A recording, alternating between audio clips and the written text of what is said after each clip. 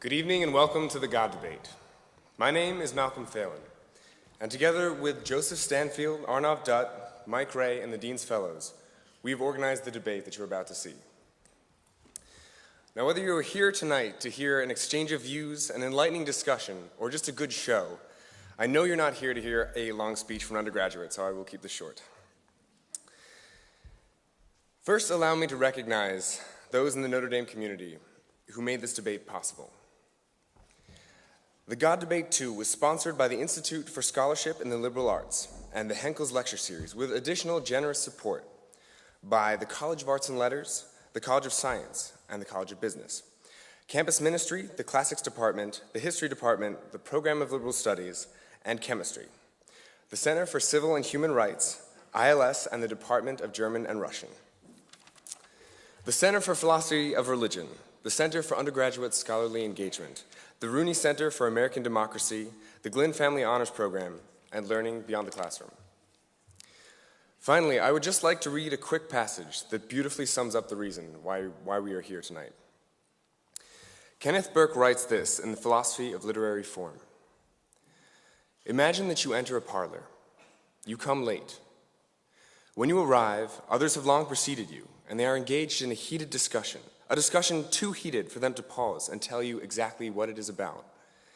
In fact, the discussion had already begun long before any of them got there, so that no one present is qualified to retrace for you all the steps that had gone before. You listen for a while until you decide that you have caught the tenor of the argument, and then you put in your oar. Someone answers, you answer him. Another comes to your defense. Another aligns himself against you, to either the embarrassment or gratification of your opponent, depending on the quality of your ally's assistance. However, the discussion is interminable. The hour grows late, and you must depart. And you do depart, with the discussion still vigorously in progress. So now, please join me in welcoming two more to our discussion. Sam Harris and William Lane Craig.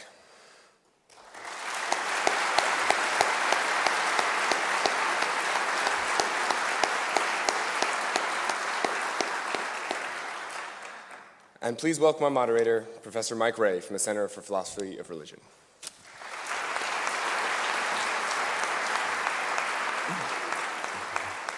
Thanks, Malcolm. Welcome to the second installment of the God Debate. My name is Michael Ray.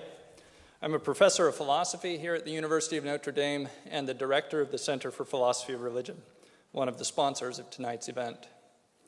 The Center for Philosophy of Religion was founded in the late 1970s with the aim of promoting cutting-edge research on topics in the philosophy of religion and in distinctively Christian philosophy. One of our goals in sponsoring the God Debate series is to try to bring some of the very issues discussed among our research fellows to a wider, non-academic audience and in a format that will hopefully be fun and engaging.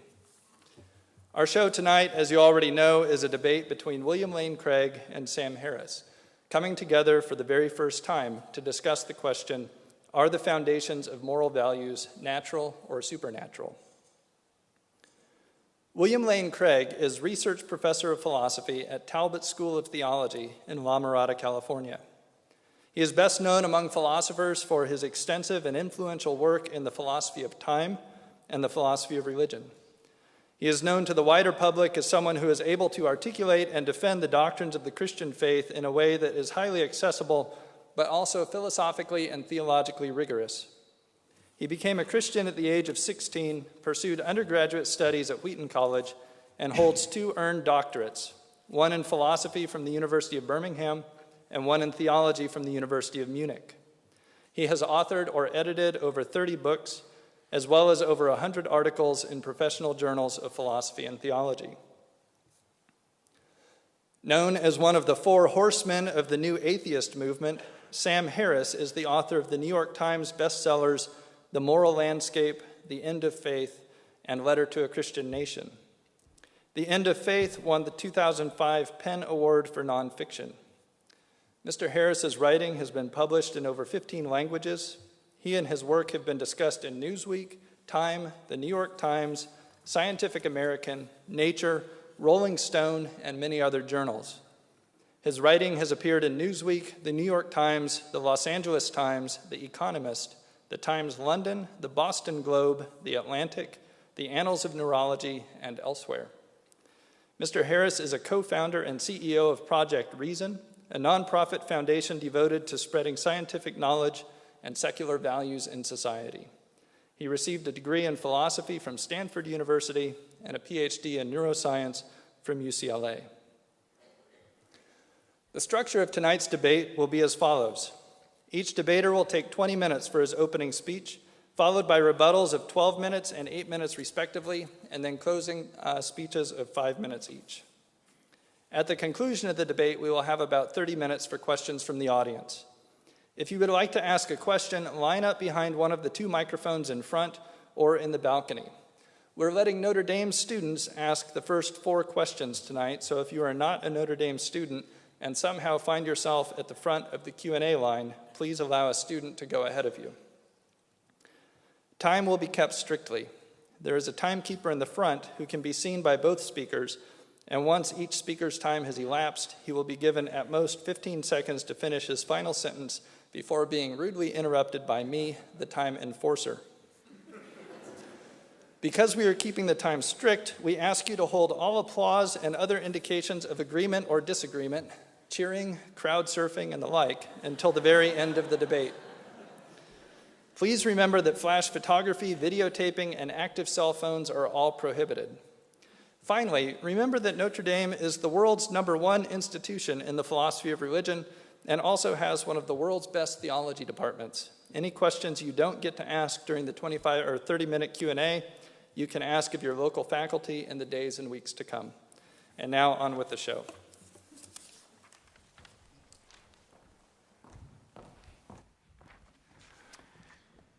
Well, good evening. It's wonderful to be here at the University of Notre Dame, and I want to begin by Sorry. Sorry. We're going to begin each speech with me checking with the timekeeper to make sure that he's ready, and then the timekeeper is going to hit go, and then you get to go. All right. So you go when I say begin. Sorry for jumping the gun. Professor Craig gets the first word in the debate. Dr. Harris gets the last word. Timekeeper, are you ready? This is 20 minutes. Begin. I want to begin by thanking the Center for Philosophy of Religion for the invitation to participate in tonight's debate. The question of the correct foundation of morality is one that is not only of tremendous academic interest, but also one that has enormous practical application for our lives. Now, to begin with an important point of agreement, Dr. Harris and I agree that there are objective moral values and duties. To say that moral values and duties are objective is to say that they are valid and binding independent of human opinion. For example, to say that the Holocaust was objectively evil is to say that it was evil even though the Nazis who carried it out thought that it was good, and it would still have been evil even if the Nazis had won World War II and succeeded in brainwashing or exterminating everyone who disagreed with them so that everybody thought the Holocaust was good. One of the great merits of Dr. Harris's recent book, The Moral Landscape, is his bold affirmation of the objectivity of moral values and duties. He inveighs against what he calls the overeducated, atheistic, moral nihilists and relativists who refuse to condemn as objectively wrong terrible atrocities like the genital mutilation of little girls. He rightly declares, if only one person in the world held down a terrified, struggling, screaming little girl, cut off her genitals with a septic blade and sewed her back up, the only question would be how severely that person should be punished. What is not in question is that such a person has done something horribly, objectively wrong. The question before us this evening, then, is what is the best foundation for the existence of objective moral values and duties? What grounds them? What makes certain actions objectively good or evil, right or wrong? In tonight's debate, I'm going to defend two basic contentions. First, if God exists, then we have a sound foundation for objective moral values and duties. And second, if God does not exist, then we do not have a sound foundation for objective moral values and duties. Now notice that these are conditional claims. I shall not be arguing tonight that God exists. Maybe Dr. Harris is right, that atheism is true. That wouldn't affect the truth of my two contentions. All that would follow is that objective moral values and duties would then, contrary to Dr. Harris, not exist. So let's look at that first contention together. If God exists, then we have a sound foundation for objective moral values and duties. Here, I want to examine two subpoints with you. First, theism provides a sound foundation for objective moral values. Moral values have to do with what is good or evil. On the theistic view, objective moral values are grounded in God. As St. Anselm saw, God is by definition the greatest conceivable being, and therefore the highest good. Indeed, he is not merely perfectly good, he is the locus and paradigm of moral value. God's own holy and loving nature provides the absolute standard against which all actions are measured. He is, by nature, loving, generous, faithful, kind, and so forth. Thus, if God exists, objective moral values exist, wholly independent of human beings. Second, theism provides a sound foundation for objective moral duties.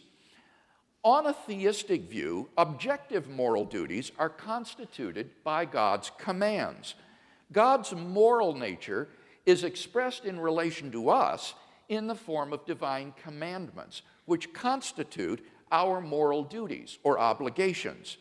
Far from being arbitrary, God's commandments must be consistent with his holy and loving nature. Our duties, then, are constituted by God's commandments, and these, in turn, reflect his essential character. In the Judeo-Christian tradition, the whole moral duty of man can be summed up in the two great commandments. First, you shall love the Lord your God with all your strength and with all your soul and with all your heart and with all your mind. And second, you shall love your neighbor as yourself.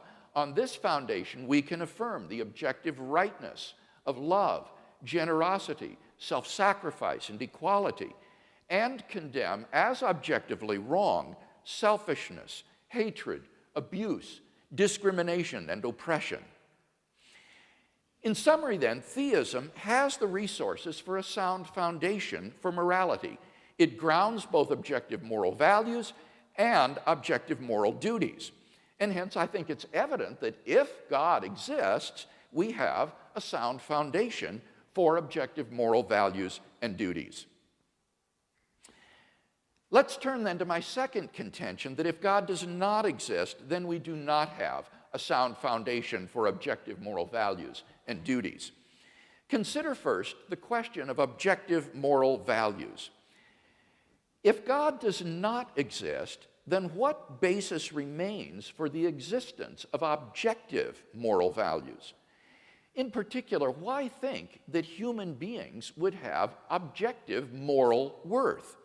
On the atheistic view, human beings are just accidental byproducts of nature, which have evolved relatively recently on an infinitesimal speck of dust called the planet Earth, and which are doomed to perish individually and collectively in a relatively short time. On atheism, it's hard to see any reason to think that human well-being is objectively good, any more than insect well-being or rat well-being or hyena well-being. This is what Dr. Harris calls the value problem. The purpose of Dr. Harris's book, The Moral Landscape, is to explain the basis on atheism of the existence of objective moral values.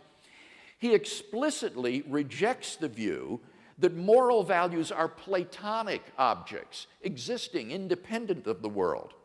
So, his only recourse is to try to ground moral values in the natural world. But how can you do that, since nature in and of itself is just morally neutral? On a naturalistic view, moral values are just the behavioral byproducts of biological evolution and social conditioning. Just as a troop of baboons exhibit cooperative and even self-sacrificial behavior because natural selection has determined it to be advantageous in the struggle for survival, so their primate cousins, Homo sapiens, have evolved a sort of herd morality for precisely the same reasons. As a result of sociobiological pressures, there has evolved among Homo sapiens a sort of herd morality which functions well in the perpetuation of our species. But on the atheistic view, there doesn't seem to be anything that makes this morality objectively binding and true. The philosopher of science, Michael Ruse, reports, the position of the modern evolutionist is that humans have an awareness of morality because such an awareness is of biological worth. Morality is a biological adaptation, no less than our hands and feet and teeth. Considered as a rationally justifiable set of claims about an objective something, ethics is illusory. I appreciate that when somebody says, "Love thy neighbor as thyself," they think they are referring above and beyond themselves. Nevertheless, such reference is truly without foundation. Morality is just an aid to survival and reproduction, and any deeper meaning is illusory. If we were to rewind the film of human evolution and start anew, people with a very different set of moral values might well have evolved. As Darwin himself wrote in The Descent of Man, if men were reared under precisely the same conditions as hive bees, there can hardly be a doubt that our unmarried females would, like the worker bees, think it a sacred duty to kill their brothers, and mothers would strive to kill their fertile daughters, and no one would think of interfering. For us to think that human beings are special and our morality is objectively true is to succumb to the temptation to speciesism, that is to say, an unjustified bias in favor of one's own species. If there is no God, then any reason for regarding the herd morality evolved by Homo sapiens on this planet as objectively true seems to have been removed. Take God out of the picture, and all you seem to be left with is an ape-like creature on a speck of dust beset with delusions of moral grandeur. Richard Dawkins' assessment of human worth may be depressing, but why, on atheism, is he mistaken when he says there is at bottom no purpose, no evil, no good, nothing but pointless indifference? We are machines for propagating DNA. It is every living object's sole reason for being. So how does Sam Harris propose to solve the value problem? The trick he proposes is simply to redefine what he means by good and evil in non-moral terms. He says, we should define good as that which supports the well-being of conscious creatures. So, he says, questions about values are really questions about the well-being of conscious creatures. And therefore, he concludes, it makes no sense to ask whether maximizing well-being is good. Why not? Because he's redefined the word good to mean the well-being of conscious creatures. So, to ask, why is maximizing creatures' well-being good, is on his definition the same as asking, why does maximizing creatures' well-being maximize creatures' well-being? It's just a tautology. It's just talking in circles. So Dr. Harris has, quote unquote, solved the value problem just by redefining his terms. It's nothing but wordplay. At the end of the day, Dr. Harris isn't really talking about moral values at all. He's just talking about what's conducive to the flourishing of sentient life on this planet. Seen in this light, his claim that science can tell us a great deal about what contributes to human flourishing is hardly controversial. Of course it can, just as it can tell us what is conducive to the flourishing of corn or mosquitoes or bacteria. His so-called moral landscape, which features the highs and lows of human flourishing, isn't really a moral landscape at all. Thus, Dr. Harris has failed to solve the value problem. He hasn't provided any justification or explanation for why, on atheism, moral values would objectively exist at all. His so-called solution is just a semantical trick of an arbitrary and idiosyncratic redefinition of the terms good and evil in non-moral vocabulary.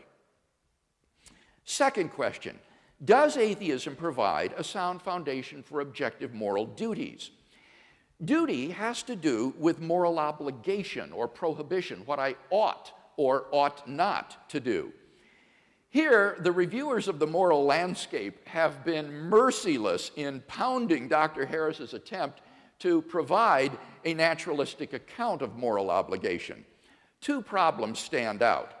First, natural science tells us only what is, not what ought to be the case. As philosopher Jerry Fodor has written, science is about facts, not norms. It might tell us how we are, but it wouldn't tell us what is wrong with how we are. In particular, it cannot tell us that we have a moral obligation to take actions which are conducive to human flourishing.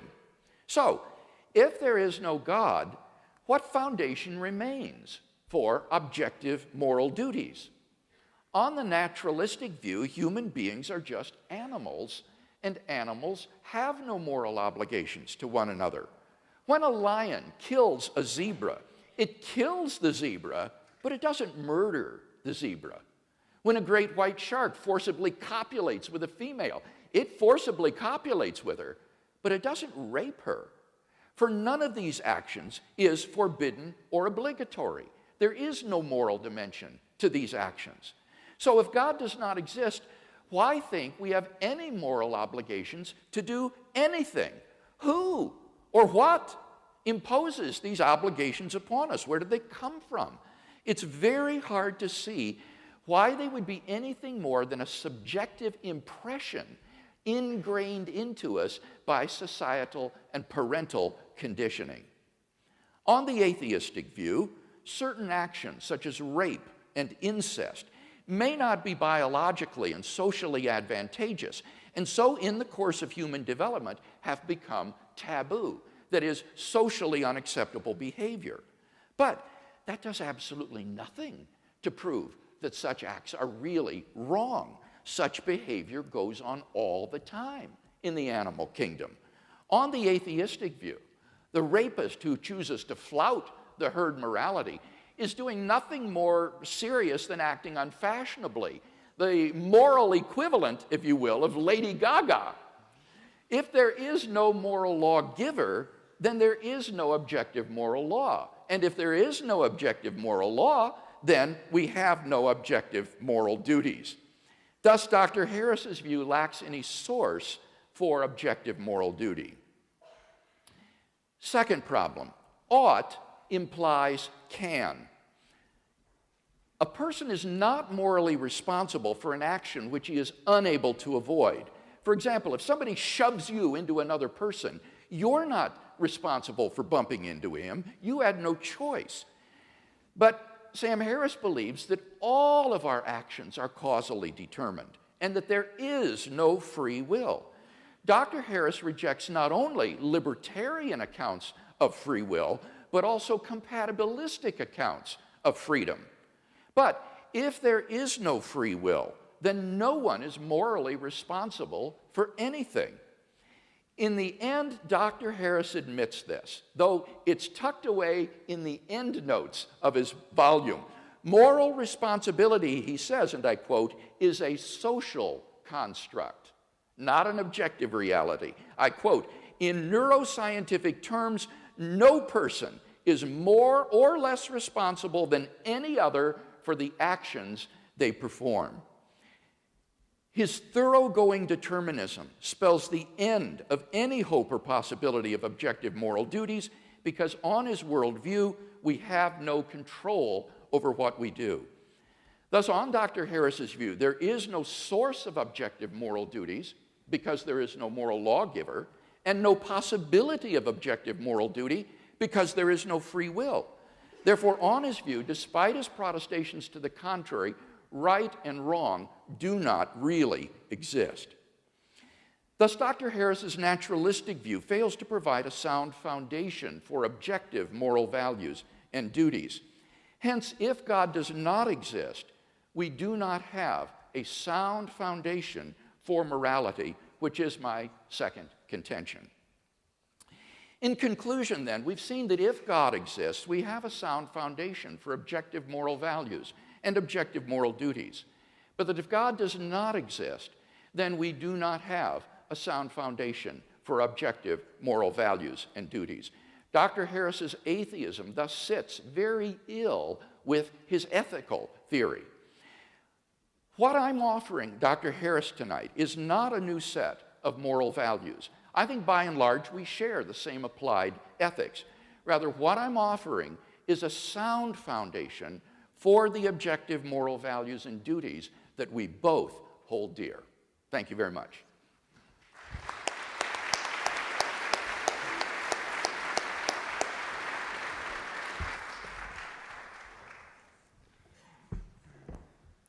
Dr. Harris now has 20 minutes. Timekeeper, are you ready?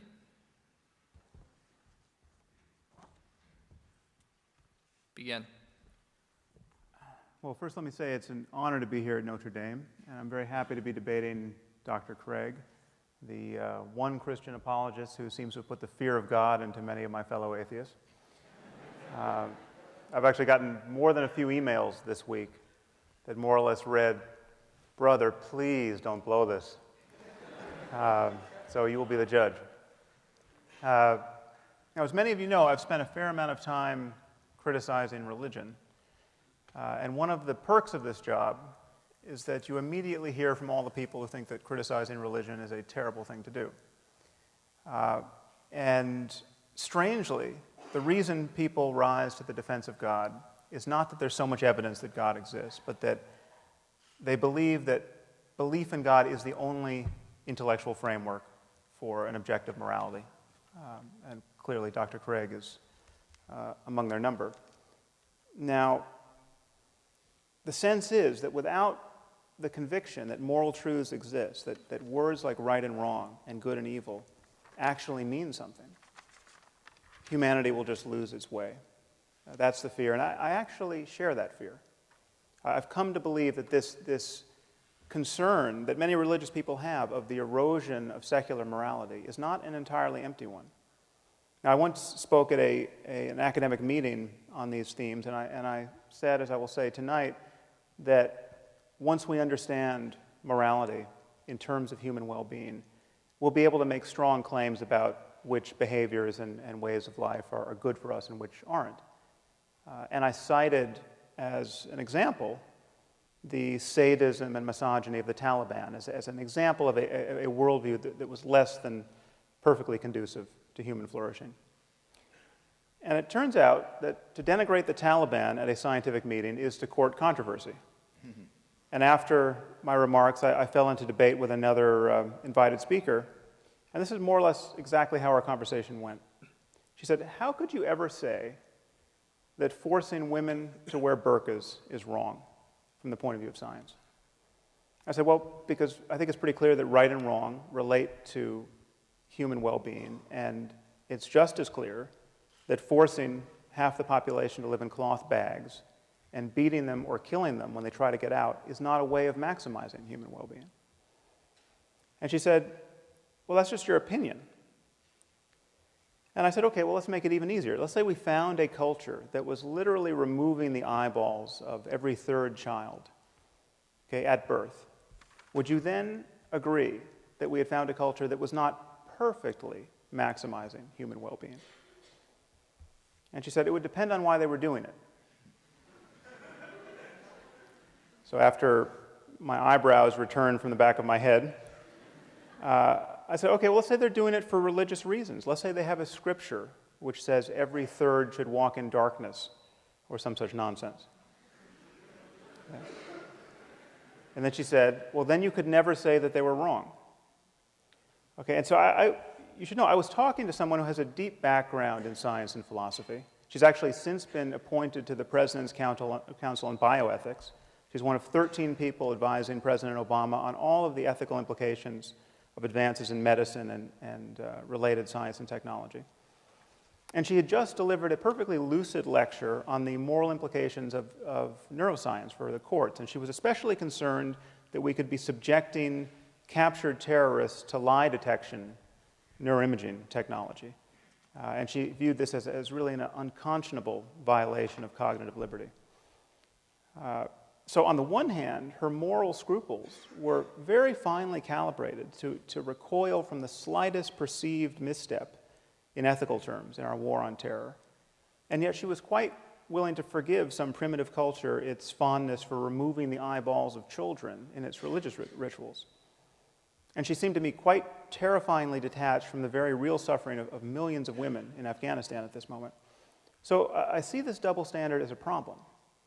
And strangely, this is precisely the erosion of basic common sense that many religious people are worried about. I hope it'll be clear to you at the end of this hour that religion is not an answer to this problem. Okay, belief in God is not only unnecessary for a universal morality, it is itself a source of moral blindness. Now, it's widely believed that there are two quantities in this universe. There are facts on the one hand, and of course science can give us our most rigorous discussion of these. But then there are values, which many people, like Dr. Craig, think science can't touch. Okay, questions of meaning and morality and what life is good for. Now, of course, everyone thinks that science can help us get what we value, okay, but it can never tell us what we ought to value. Okay, and therefore, it cannot, in principle, be applied to the most important questions in human life, questions like how we should raise our children or what constitutes a good life. Now, it's thought, from the point of view of science, and Dr. Craig just gave voice to this opinion, that when we look at the universe, all we see are patterns of events. Just one thing follows another. Okay, and there's no corner of the universe that declares certain of its events to be good or evil or right or wrong. Apart from us, I mean, our minds, we declare certain events to be better than others. But in doing that, it seems that we're merely projecting our own preferences and desires onto a reality that is intrinsically value-free. Okay, and where do our notions of right and wrong come from? Well, clearly they've been drummed into us by evolution, that the product of these apish urges and social emotions. And then they get modulated by culture. You take sexual jealousy, for instance. I mean, this is an attitude that has been bred into us over millions of years. Okay, our ancestors were highly covetous of one another, despite the fact that everyone was covered with hair and had terrible teeth. And this possessiveness now gets enshrined in various cultural institutions like the institution of marriage. Okay, so therefore, a statement like, it's wrong to cheat on one's spouse, okay, seems a mere summation of these contingencies. It seems like it's an improvisation on the back of biology. It seems that from the point of view of science, it can't really be wrong to cheat on your spouse. Okay, this is just how apes like ourselves worry when we learn to worry with words. Okay, now here is where religious people, like Dr. Craig, begin to get a little queasy, as I think they should. Okay. And many see no alternative but to insert the God of Abraham, an Iron Age God of war, into the clockwork as an invisible arbiter of moral truth. Okay, it is wrong to cheat on your spouse because Yahweh deems that it is so. Okay, which is curious because in other moods, Yahweh is perfectly fond of genocide and slavery and human sacrifice. I must say, it's pretty amusing to hear Dr. Craig in his opening remarks say that I'm merely focused on the flourishing of sentient creatures on this planet. Okay, if that's a sin, I'll take it. Okay, one wonders what Dr. Craig is focused on. Now, incidentally, you should not trust Dr. Craig's reading of me. Half the quotes he provided from me, as though I wrote them, were quotes from people I was quoting in my book, and often to different effects. So you'll have to read the book. Now, in claiming that values reduce to the well-being of conscious creatures, as I will, I'm introducing two concepts, consciousness and well-being. Now, let's start with consciousness. This is not an arbitrary starting point.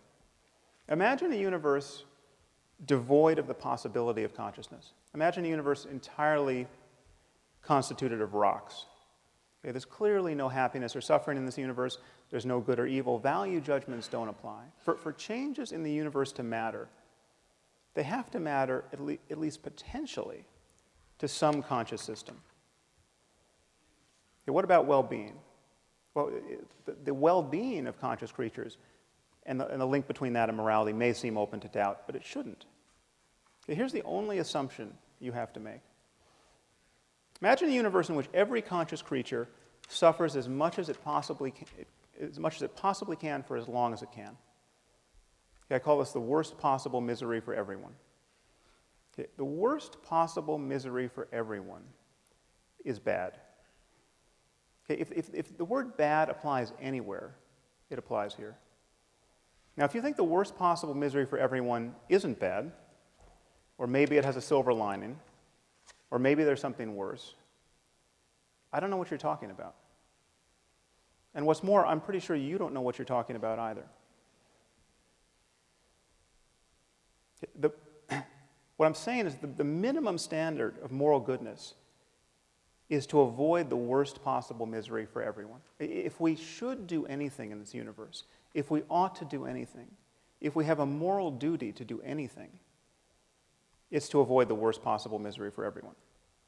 And the moment you admit this, you admit that all other states of the universe are better than the worst possible misery for everyone. You have the worst possible misery for everyone over here, and all these other constellation of experiences arrayed out here. And because the experience of conscious creatures is dependent in some way on the laws of nature, there will be right and wrong ways to move along this continuum. It will be possible to think you're avoiding the worst possible misery for everyone and to fail. You can be wrong in your beliefs about how to navigate this space. So here's my argument for moral truth in the context of science. Questions of right and wrong and good and evil depend upon minds. Okay, they depend upon the possibility of experience. Minds are natural phenomena. They depend upon the laws of nature in some way. Okay, morality and human values, therefore, can be understood through science because in talking about these things, we are talking about all of the facts that influence the well-being of conscious creatures. In our case, we're talking about genetics and neurobiology and psychology and sociology and economics. Now, I view this space of all possible experience as a kind of moral landscape with peaks that correspond to the heights of well-being and valleys that correspond to the lowest suffering. And the first thing to realize is that there may be many equivalent peaks in this space. There may be many different but morally equivalent ways for human beings to thrive. But there will be many more ways not to thrive. There'll be many more ways to fail to be on a peak. There are clearly more ways to suffer unnecessarily in this world than to be sublimely happy. Now, the Taliban are still my favorite example of a culture that is struggling mightily to build a society that's clearly less good than many other societies on offer. The average lifespan for women in Afghanistan is 44 years. Okay, they have a 12% literacy rate. They have almost the highest infant mortality and maternal mortality in the world, and almost the highest fertility. So this is one of the best places on earth to watch women and infants die. Okay, it seems to me perfectly obvious that the best response to this dire situation, which is to say the most moral response, is not to throw battery acid in the faces of little girls for the crime of learning to read. Now, of course, this is common sense to us, unless you happen to be a bioethicist on the President's Commission at this moment. But I'm saying, at bottom, these are also truths about biology and neurology and psychology and sociology and economics. It is not unscientific to say that the Taliban are wrong about morality, that the moment we notice that we know anything at all about human well-being, we have to say this. Okay, now, some people with a little philosophical training may be tempted to say, but what if a father wants to burn off his daughter's face with battery acid? Who are you to say that he's not as moral as we are? What if he has an alternate conception of well-being that's just as legitimate? Or who's to say that we should care about the well-being of little girls? This is the kind of email I get, incidentally. Now, moral skeptics of this kind, and Dr. Craig has essentially endorsed this position, in a way, without God, think that the only way to judge one person's values to be wrong are with respect to another person's values, and all such judgments have to be on a par. Okay, this is not true. There are many ways for my values to be objectively wrong. They can be wrong with respect to deeper values that I hold. They can be wrong with respect to deeper values that I would hold if I were only a deeper person. It's clearly possible to value things that will reliably make you miserable in this life. It's clearly possible to be cognitively and emotionally closed to experiences that you would want if you were only intelligent and knowledgeable enough to want them. It is possible not to know what one is missing in life. So things can be right or wrong, or good or evil, quite independent of a person's opinions. Now, some of you might worry that I haven't defined well-being enough. How can something this loose as a concept be the benchmark of objective values? Well, consider by analogy the concept of physical health. Physical health is very difficult to define. It used to be that if you were healthy, you could expect to live to the ripe old age of 40. Now our life expectancy has doubled in the last 150 years. What does health mean? Okay, well, it has something to do with not always vomiting, not being in excruciating pain, not running a fever. Okay, but how fast should a healthy person be able to run? Okay, that question might not have an answer. Okay, but this does not make the question of health vacuous. Okay, it doesn't make it merely a matter of opinion or of cultural construction. Okay, the distinction between a healthy person and a dead one is about as clear and consequential as any we ever make in science. Okay, and notice that no one is ever tempted to attack the philosophical underpinnings of medicine with questions like, well, who are you to say that not always vomiting is healthy? What if you meet someone who wants to vomit, and he wants to vomit until he dies? Okay, how could you argue that he is not as healthy as you are? In talking about morality and human values, I think we really are talking about mental health and the health of societies. And the truth is, science has always been in the values business. We simply cannot speak of facts without resorting to values. I mean, consider the simplest statement of scientific fact. Water is 2 parts hydrogen and 1 part oxygen. This seems as value-free an utterance as human beings ever make. But what do we do when someone doubts the truth of this proposition? Okay, all we can do is appeal to scientific values, the value of understanding the world, the value of evidence, the value of logical consistency. What if someone says, well, that's not how I choose to think about water. Okay, I'm a biblical chemist, and I read in Genesis 1 that God created water before he created light. So I take that to mean that there were no stars. So there were no stars to fuse helium and hydrogen into heavier elements like oxygen. Therefore, there was no oxygen to put in the water. So either water has no oxygen, or God created special oxygen to put in the water. But I don't think he would do that because that would be biblically inelegant.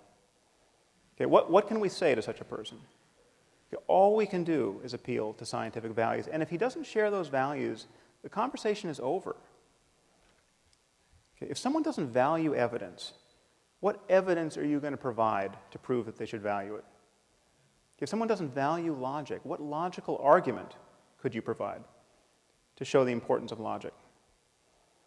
Okay, so I think this split between facts and values should look really strange to you on its face. I mean, what are we really saying when we say that science can't be applied to the most important questions in human life? Okay, we're saying that when we get our biases out of the way, when we most fully rely on clear reasoning and honest observation, when intellectual honesty is at its zenith, well, then those efforts have no application whatsoever to the most important questions in human life. That is precisely the mood you cannot be in to answer the most important questions in human life. It would be very strange if that were so.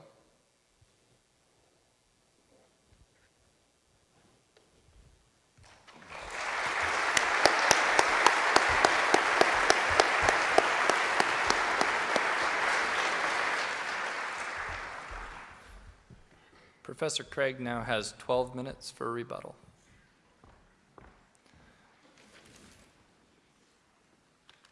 Timekeeper, are you ready? Begin. You'll recall in my first speech that I said I was going to defend two basic contentions tonight. First, that if God exists, then we have a sound foundation for objective moral values and duties. First, I explained that if God exists, then objective moral values are grounded in the character of God himself, who is essentially compassionate, fair, kind, generous, and so forth. Here, Dr. Harris didn't have anything by way of disagreement to say, but I do want to clear up a possible confusion. He represented this by saying that if religion were not true, then words like good and evil, right and wrong would have no meaning. I'm not maintaining that. That is to confuse moral ontology with moral semantics. Moral ontology asks, what is the foundation of objective moral values and duties? Moral semantics asks, what is the meaning of moral terms? And I am not making any kind of semantical claim tonight that good means something like commanded by God. Rather, my concern is moral ontology. What is the ground or the foundation of moral values and duties? To give an illustration, think of light.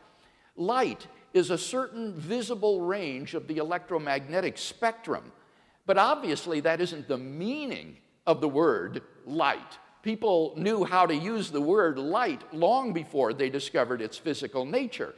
And I might also add, they certainly knew the difference between light and darkness long before they understood the physics of light.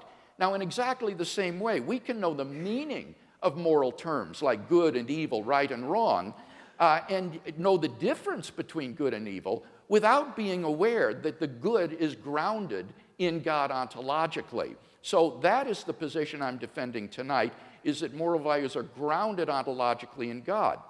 Second, our moral duties are grounded by God's commandments, which are necessary reflections of his nature. Here, the only response I detected from Dr. Harris was to refer to the atrocities in the Hebrew Bible. But I think this is quite irrelevant to tonight's discussion. There are plenty of divine command theorists who are not Jews or Christians and place no stock whatsoever in the Bible. So this isn't an objection to divine command theory that I'm defending tonight.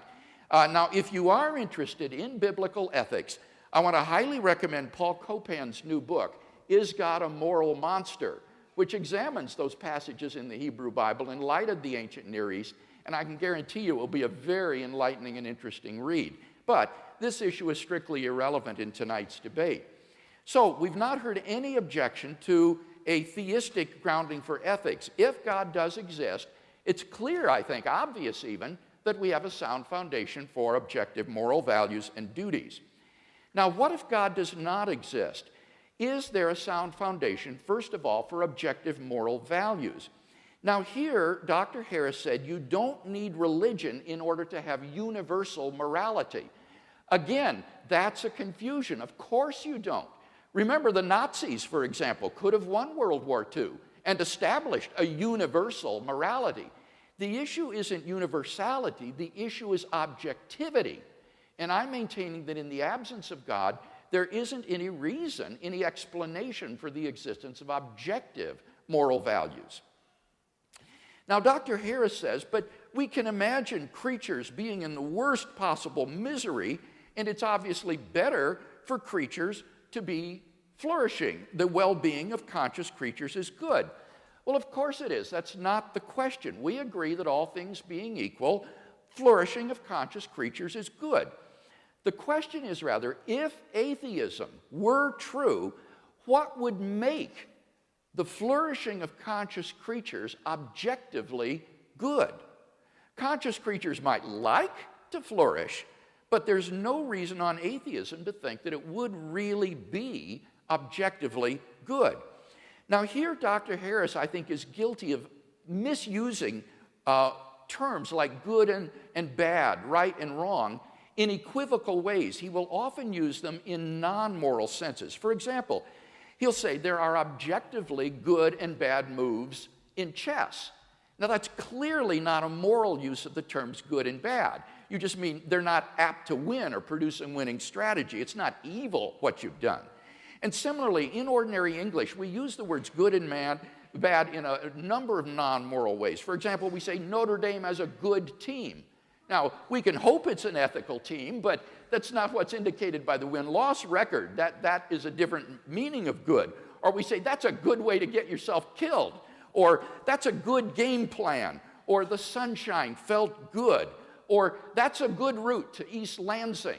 Or there's no good reason to do that, or she's in good health. All of these are non-moral uses of the word good.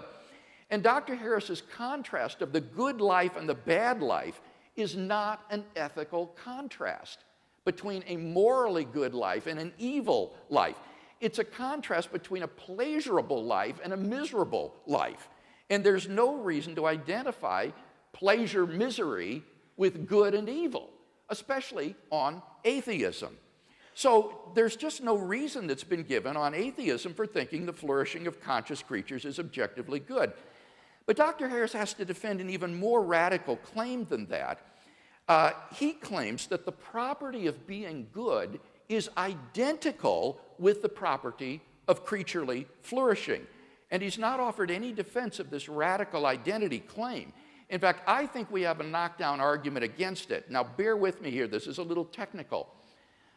On the next to last page of his book, Dr. Harris makes the telling admission that if people like rapists, liars, and thieves could be just as happy as good people, then his moral landscape would no longer be a moral landscape. Rather, it would just be a continuum of well-being whose peaks are occupied by good and bad people or evil people alike. Now, what's interesting about this is that earlier in the book, Dr. Harris explained that about 3 million Americans are psychopathic. That is to say, they don't care about the mental states of others. They enjoy inflicting pain on other people. But that implies that there's a possible world which we can conceive in which the continuum of human well-being is not a moral landscape. The peaks of well-being could be occupied by evil people. But that entails that in the actual world, the continuum of well-being and the moral landscape are not identical either. For identity is a necessary relation. There is no possible world in which some entity A is not identical to A. So if there's any possible world in which A is not identical to B, then it follows that A is not in fact identical to B. Now, since it's possible that human well-being and moral goodness are not identical, it follows necessarily that human well-being and goodness are not the same as Dr. Harris has asserted in his book. Now, it's not often in philosophy that you get a knockdown argument against a position. But I think we've got one here by granting that it's possible that the continuum of well-being is not identical to the moral landscape. Dr. Harris's view becomes logically incoherent.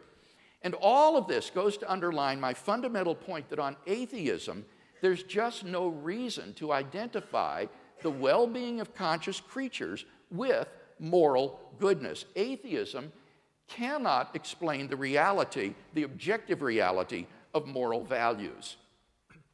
What about objective moral duties? I first argued from the is-ought distinction that there is no basis on atheism for thinking that we have any moral duties. And here Dr. Harris says, if we have a moral duty to do anything, we have a duty to avoid the worst possible misery. But the question is the antecedent of that conditional. If we have a moral duty to do anything, what I'm arguing is that on atheism, I don't see any reason to think we have any moral duties to do anything. Moral obligations or prohibitions arise in response to imperatives from a competent authority. For example, if a policeman tells you to pull over, then because of his authority, who he is, you are legally obligated to pull over. But if some random stranger tells you to pull over, you're not legally obligated to do so. Now, in the absence of God, what authority is there to issue moral commands or prohibitions? There is none on atheism. And therefore, there are no moral imperatives for us to obey. In the absence of God, there just isn't any sort of moral obligation or prohibition that characterizes our lives. In particular, we're not morally obligated to promote the flourishing of conscious creatures. So this is-ought distinction seems to me to be one that's fatal to Dr. Harris's position and has been widely recognized as such by reviewers of the moral landscape. But secondly, the problem that's even worse is the ought implies can problem.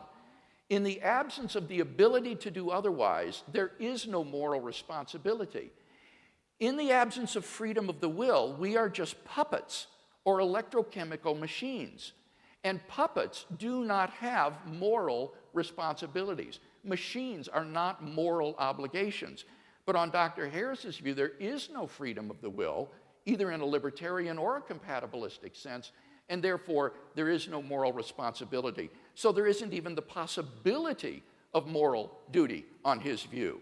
So while I can affirm and applaud Dr. Harris's affirmation of the objectivity of moral values and moral duties, at the end of the day, his philosophical worldview just doesn't ground these entities that we both want to affirm.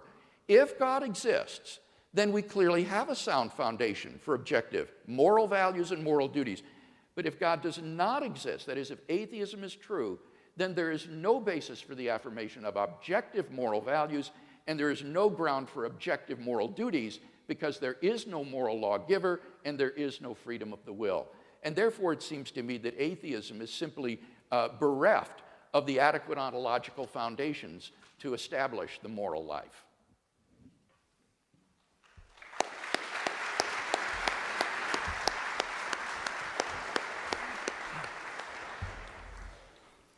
Dr. Harris now has 12 minutes.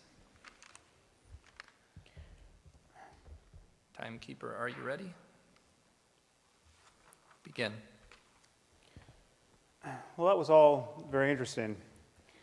Ask yourselves, what is wrong with spending eternity in hell? Well, I'm told it's rather hot there, for one. Dr. Craig is not offering an alternative view of morality.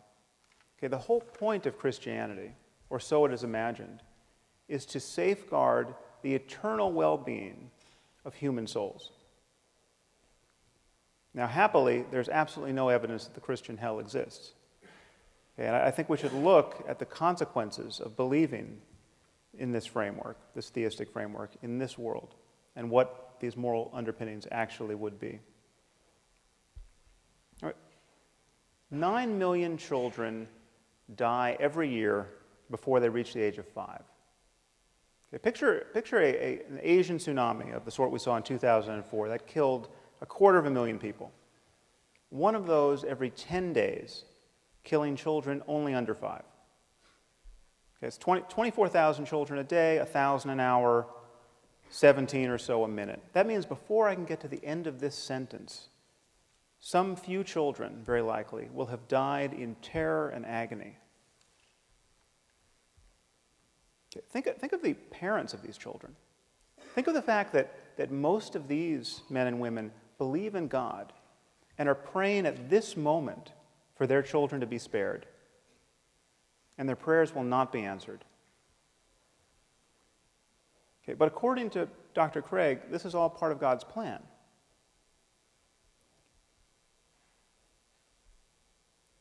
Any God who would allow children by the millions to suffer and die in this way, and their parents to grieve in this way, either can do nothing to help them or doesn't care to. He is therefore either impotent or evil. And worse than that, on Dr. Craig's view, most of these people, many of these people certainly, will be going to hell because they're praying to the wrong God. Just think about that. Okay, through no fault of their own, they were born into the wrong culture where they got the wrong theology and they missed the revelation. Okay, there are 1.2 billion people in India at this moment. Most of them are Hindus, most of them therefore polytheists.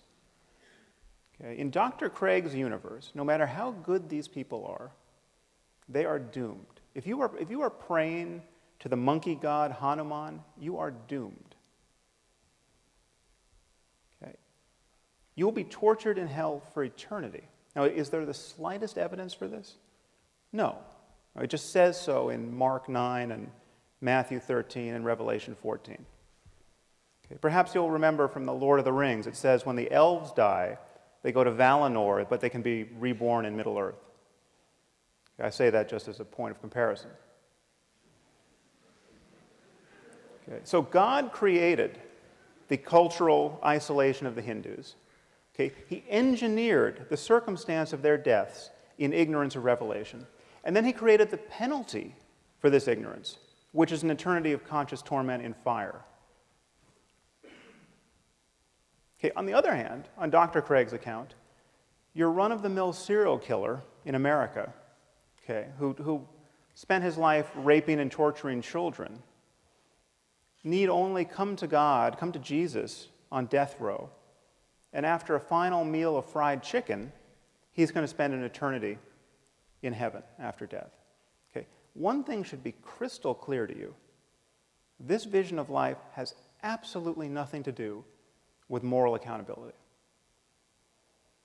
Okay, and please notice the double standard that people like Dr. Craig use to exonerate God from all this evil.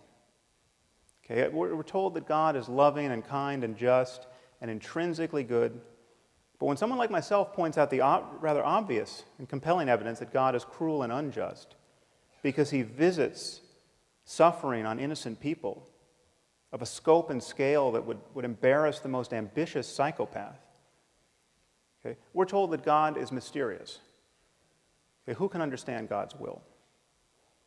Okay, and yet this is precisely, this merely human understanding of God's will is precisely what believers use to establish his goodness in the first place. You know, something good happens to a Christian. He feels some bliss while praying, say, or he sees some positive change in his life, and we're told that God is good. Okay, but when children by the tens of thousands are torn from their parents' arms and drowned, we're told that God is mysterious. Okay, this is how you play tennis without the net. Okay, and I want to suggest to you that it is not only tiresome when otherwise intelligent people speak this way, it is morally reprehensible.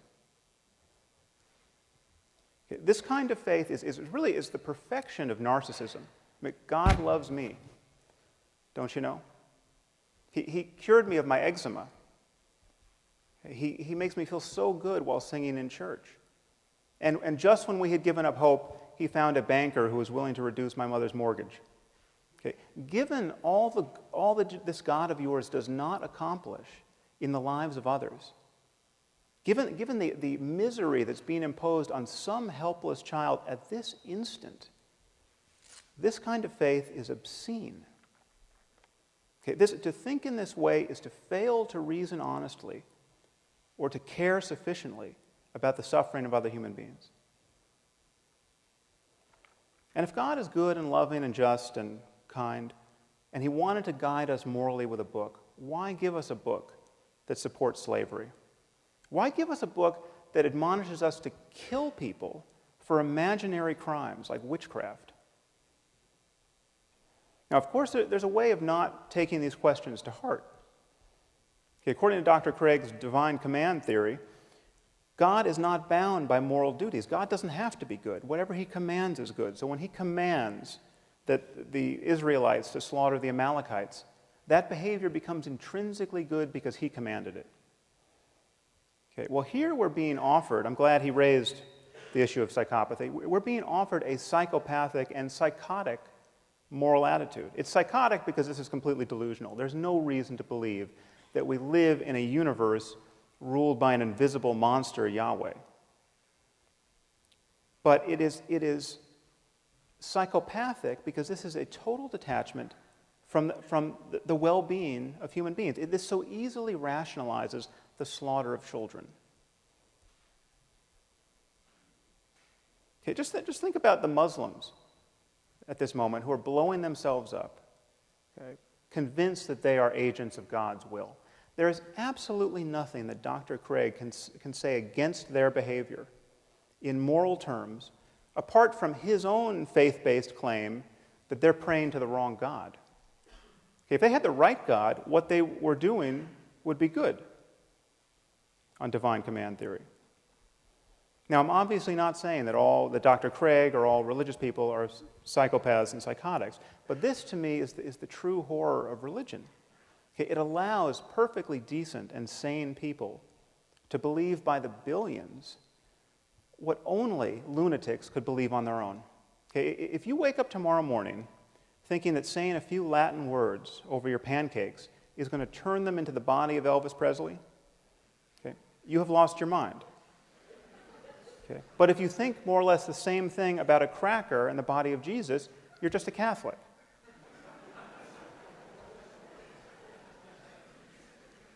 And I'm not the first person to notice that it's a very strange sort of loving God who would make salvation depend on believing in him on bad evidence. Okay, I mean, if you lived 2,000 years ago, there was evidence galore. I mean, he was just performing miracles. But apparently he got tired of being so helpful. Okay, and so now we all inherit this very heavy burden of the doctrine's implausibility. And the effort to square it with what we now know about the cosmos and what we know about the all-too-human origins of Scripture becomes more and more difficult. Okay, and it's not just the generic God that Dr. Craig is recommending. It is God the Father and Jesus the Son. Okay, Christianity, on Dr. Craig's account, is the true moral wealth of the world. Well, I hate to break it to you here at Notre Dame, but Christianity is a cult of human sacrifice. Okay, Christianity is not a religion that repudiates human sacrifice. It is a religion that celebrates a single human sacrifice as though it were effective. God so loved the world that he gave his only Son, John 3:16. Okay, the idea is that Jesus suffered the crucifixion so that none need suffer hell, except those billions in India and billions like them throughout history. Okay, this is astride. This doctrine is astride a contemptible history of scientific ignorance and religious barbarism. We come from people who used to bury children under the foundations of new buildings as offerings to their imaginary gods. I mean, just think about that. In vast numbers of societies, people would bury children in post holes, people like ourselves thinking that this would prevent an invisible being from knocking down their buildings. Okay. These are the sorts of people who wrote the Bible. Okay. If there is a less moral framework than the one Dr. Craig is proposing, I haven't heard of it.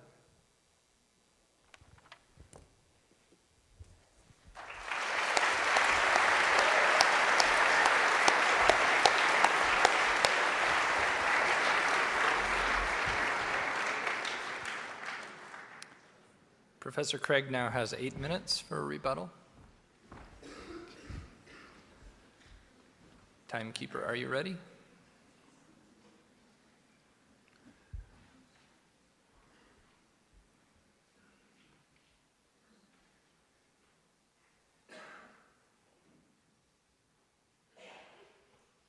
Begin.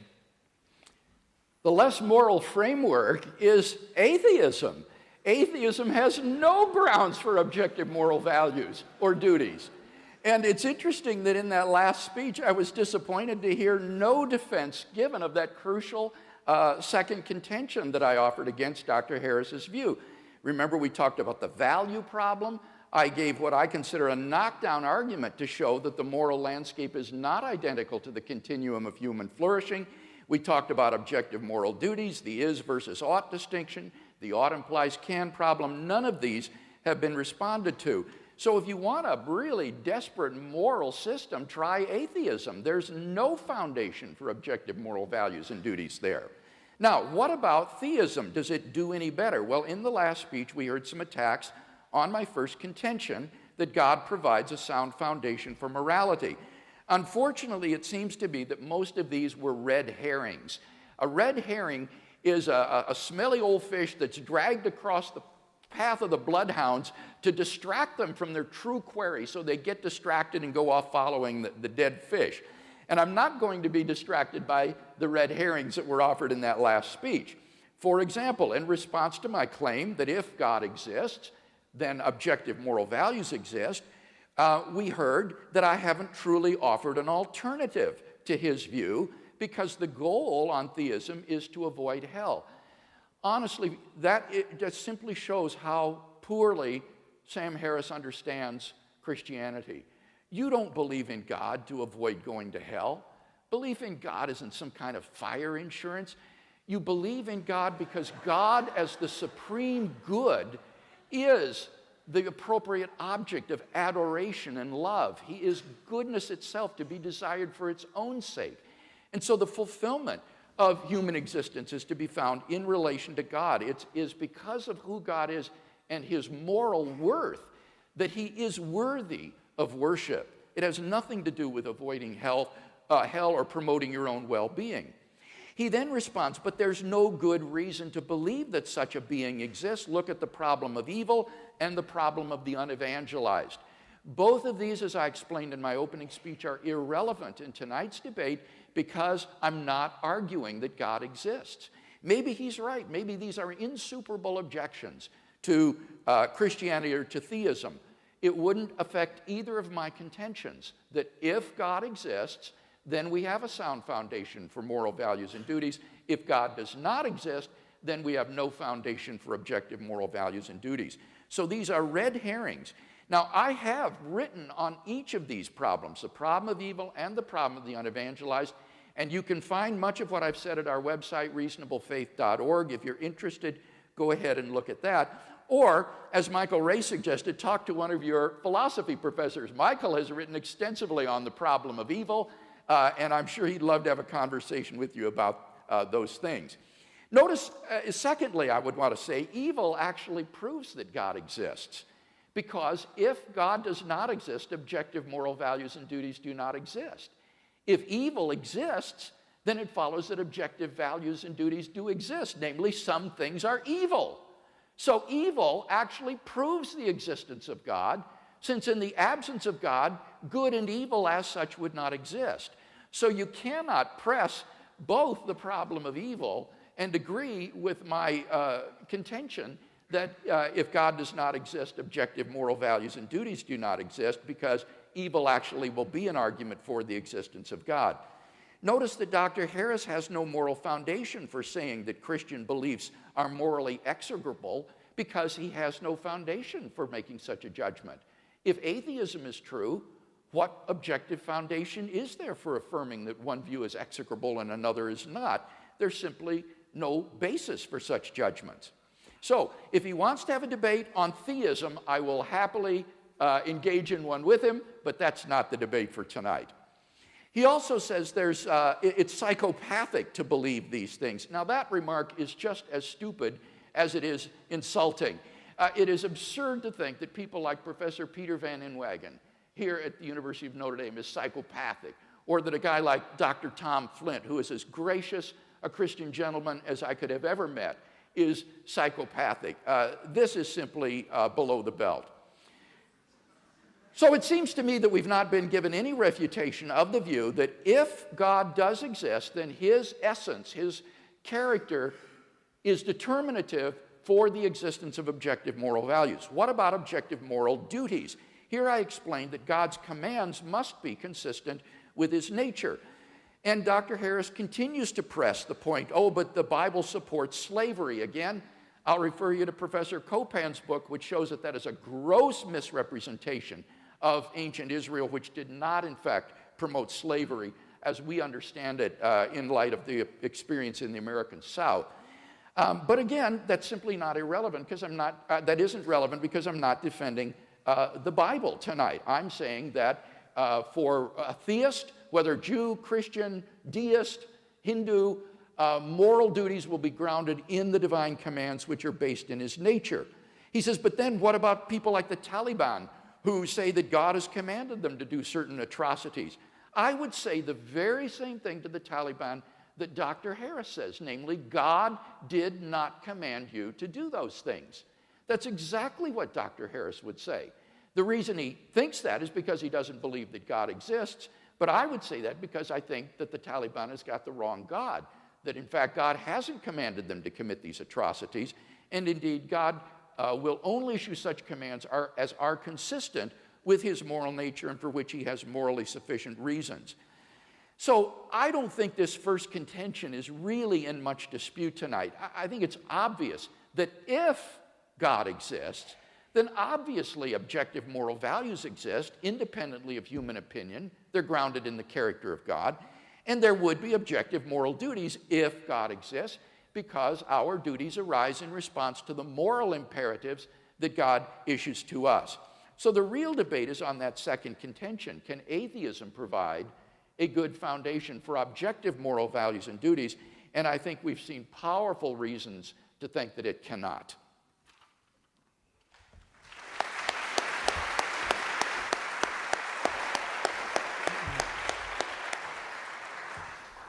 Dr. Harris now has 8 minutes. Timekeeper, are you ready? Begin.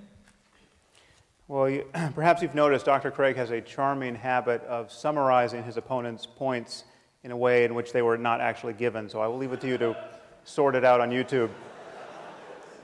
Needless to say, I didn't call those esteemed colleagues of his psychopaths, as I made clear. In any case, Dr. Craig has merely defined God as being intrinsically good. If you want to charge someone with merely semantic games, the shoe's on the other foot as well. There is no reason that I can see why there couldn't be an evil God, or several. Okay, but his God is intrinsically good. Goodness is grounded in his very nature.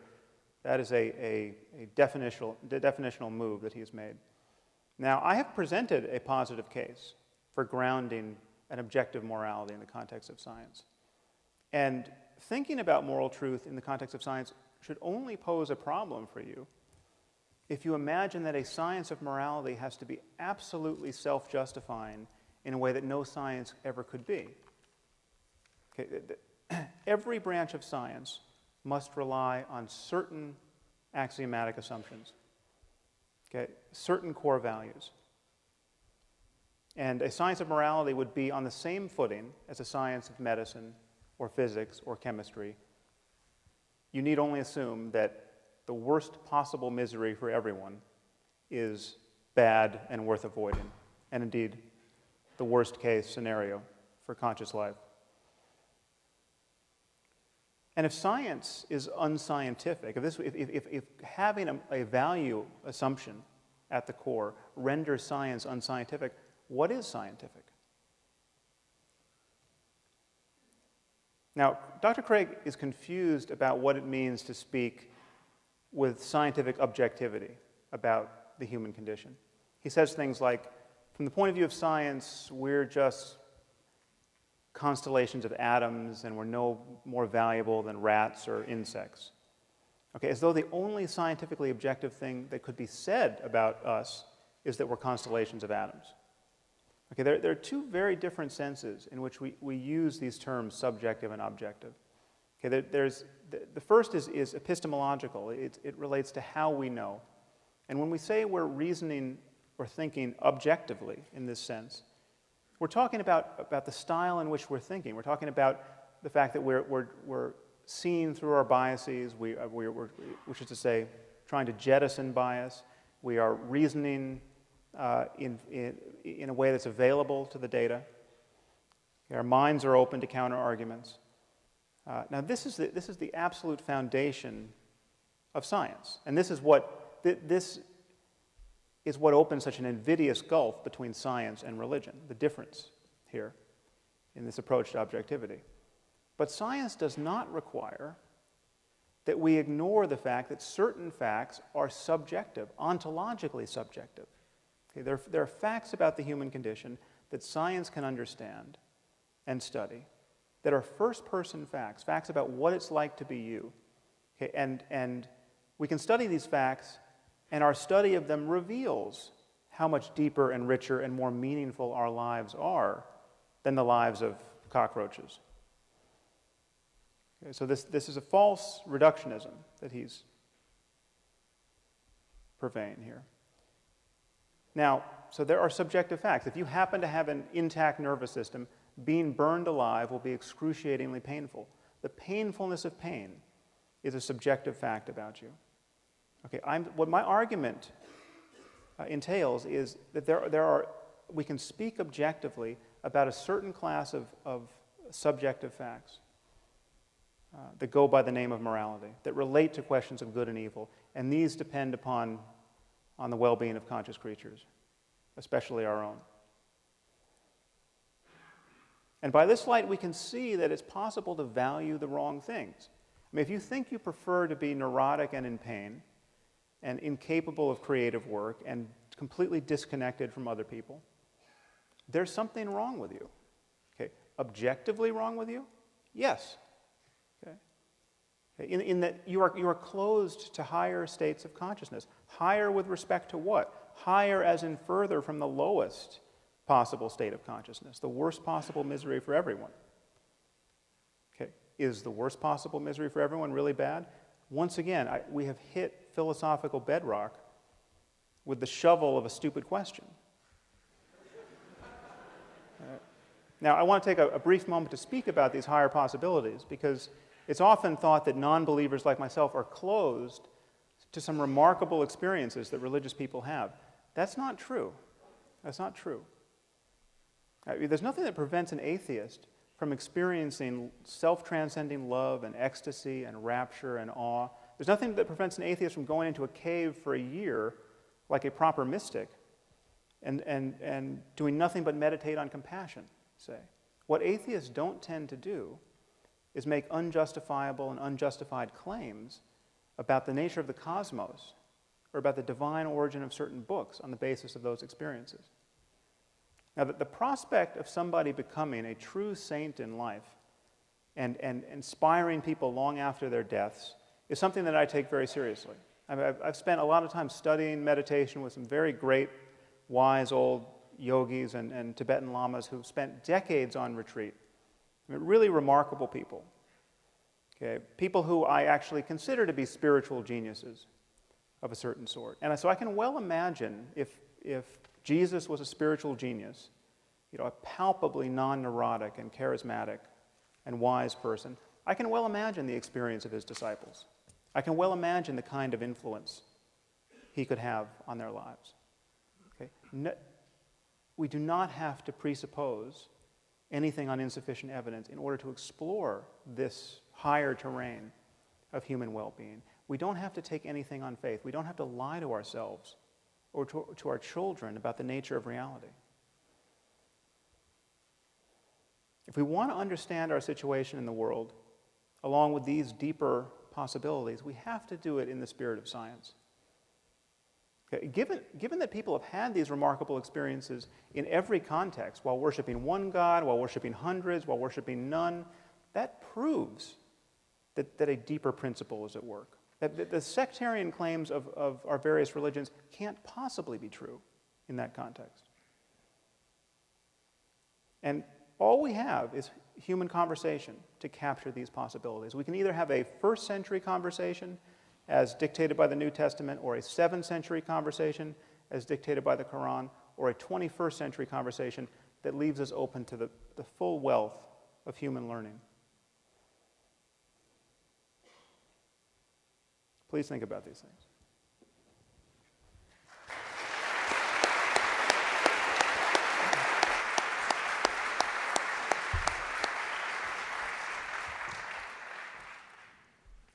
We're now moving to 5-minute closing speeches.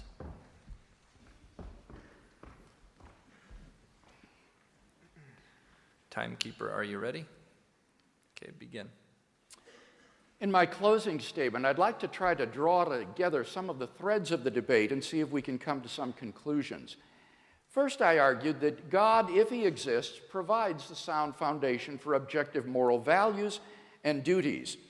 By the time of his last rebuttal, the only argument that I heard Dr. Harris offering against this position is to say that you're merely defining God as good, which is the same fallacy I accused him of committing. I don't think this is the case at all. God is a being worthy of worship. Any being that is not worthy of worship is not God. And therefore, God must be perfectly good and essentially good. More than that, as Anselm saw, God is the greatest conceivable being. And therefore, he is the very paradigm of goodness itself. He is the greatest good. So once you understand the concept of God, you can see that asking, well, why is God good, is sort of like asking, why are all bachelors unmarried? It's the very concept of the greatest conceivable being, a being worthy of worship, that entails the essential goodness of God. And I think it's evident that if God exists, then we do have objective moral values and duties. Secondly, I argued, if God does not exist, we have no foundation for objective moral values or objective moral duties.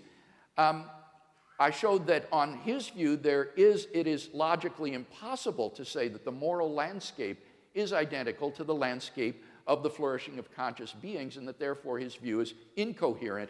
We also looked at the is-ought distinction, and the ought implies can, to which Dr. Harris has never replied in the course of this evening's debate. In his last speech, he said, but we simply must rely upon certain axioms. Well, that's the same as saying you've got to take it by faith.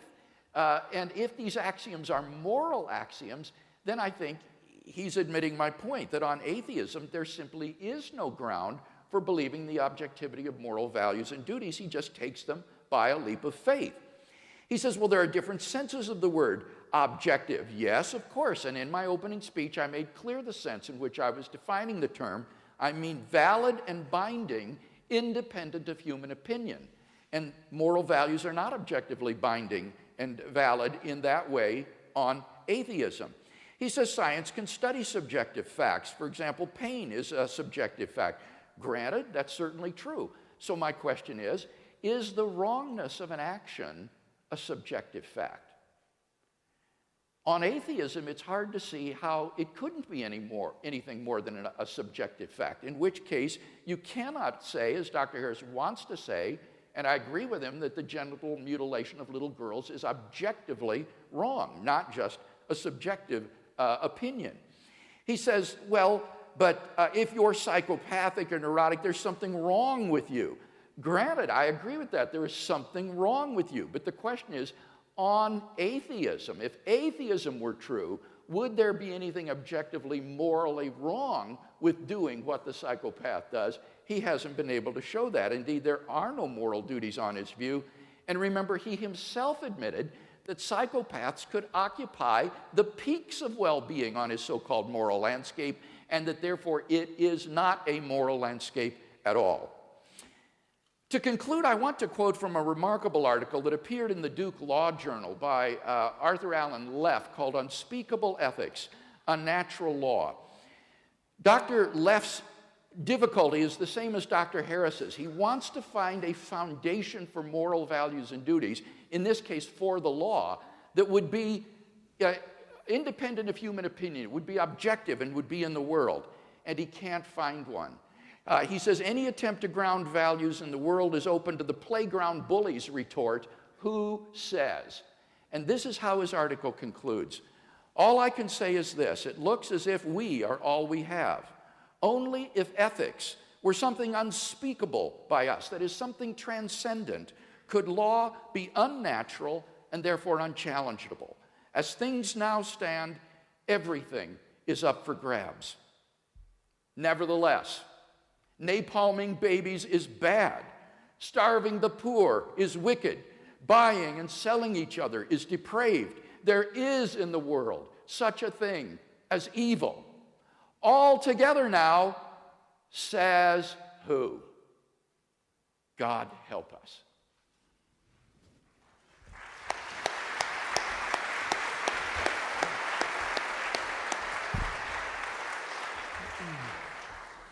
And now Dr. Harris has 5 minutes. Timekeeper, are you ready? Begin. I'm curious, how many of you consider yourselves to be devout Muslims? See a show of hands. Don't mean to single anyone out, but not many. Now, you're all aware, of course, that the Quran exists and claims to be the perfect word of the creator of the universe. You're aware that once having heard of this possibility and rejecting it, you're all going to hell for eternity. I mean, needless to say, Dr. Craig and I are both going to hell if this vision of life is true. The problem is that everything Dr. Craig has said tonight, with a few modifications, could be said in defense of Islam. In fact, has been said in defense of Islam. Okay, the logic is exactly the same. We have a book that claims to be the word of the creator of the universe. It tells us about the nature of moral reality and how to live within it. Well, what if Muslims are right? And what if Islam is true? Okay, how should we view God in moral terms? How would we view God in moral terms? Or I should say Allah. Okay, we have been born in the wrong place, to the wrong parents, given the wrong culture, given the wrong theology. Okay, needless to say, Dr. Craig is doomed. He's been thoroughly confused by Christianity. I mean, just appreciate what a bad position he's now in to appreciate the true Word of God. I've been thoroughly misled by science. Okay, where is Allah's compassion? Okay.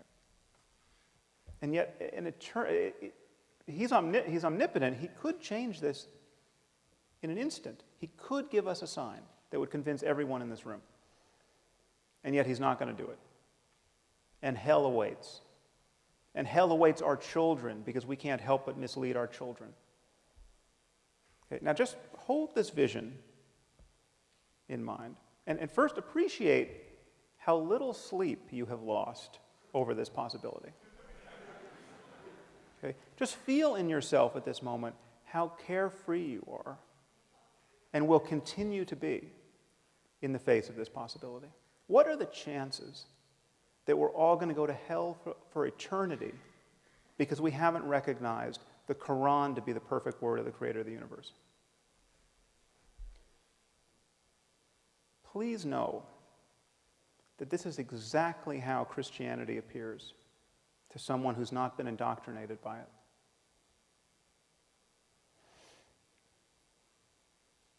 Our scriptures were written by people who, by virtue of their placement in history, had less access to scientific information and facts and basic common sense than any person in this room. Okay, in fact, there's not a person in this room who's ever met a person whose worldview was as narrow as the worldview of Abraham or Moses or Jesus or Muhammad. And most of these people, with a few exceptions, had a moral worldview that was more or less indistinguishable from that of an Afghan warlord today. Okay, and yet Dr. Craig insists that the authors of the Bible knew everything they had to know about the nature of the cosmos and about how to live within it, to guide us at this moment. Okay, I want to suggest to you that this vision of life can't possibly be true. Okay, but just as there's no such thing as Christian physics or Muslim algebra, there can be no such thing as Christian or Muslim morality. Whatever is true about our circumstance in moral terms and in spiritual terms is discoverable now and can be talked about in language that is not an outright affront to everything that we've learned in the last 2,000 years. Okay, what remains for us to discover are the facts in every domain of knowledge that will allow the greatest number of us to live lives truly worth living in this world. I mean, how is it that we can build a global civilization, a viable global civilization of now destined to be 9 billion people, where the maximum number of people truly flourish? That is the challenge we face. Sectarian moral denominations, okay, a world shattered, balkanized by competing claims about an invisible God is not the way to do it, apart from the fact that there's no evidence in the first place that should be compelling to us to adopt that view. The only tool we need is honest inquiry. And I would suggest to you that if faith is ever right about anything in this domain, it's right by accident. Thank you very much. It's been a pleasure to talk to all of you.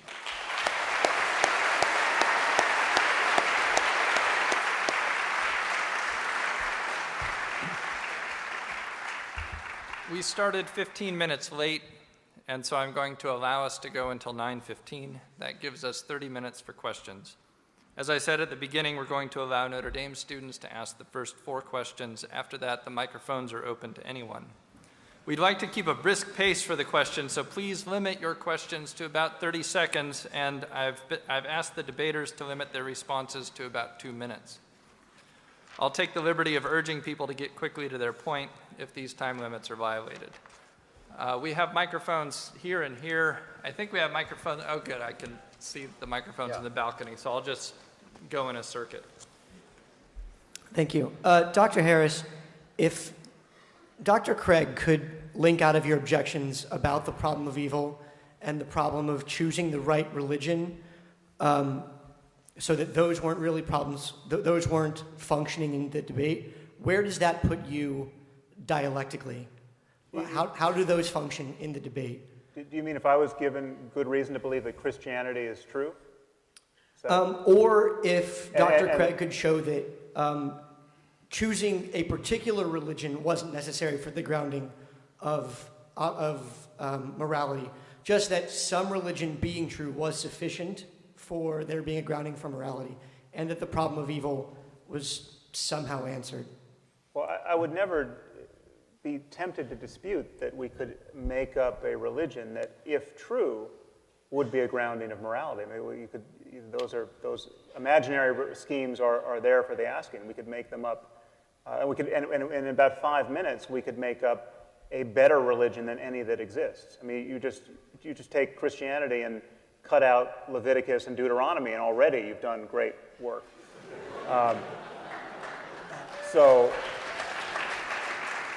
And we could rewrite the 10 Commandments in less than 5 minutes and improve upon it.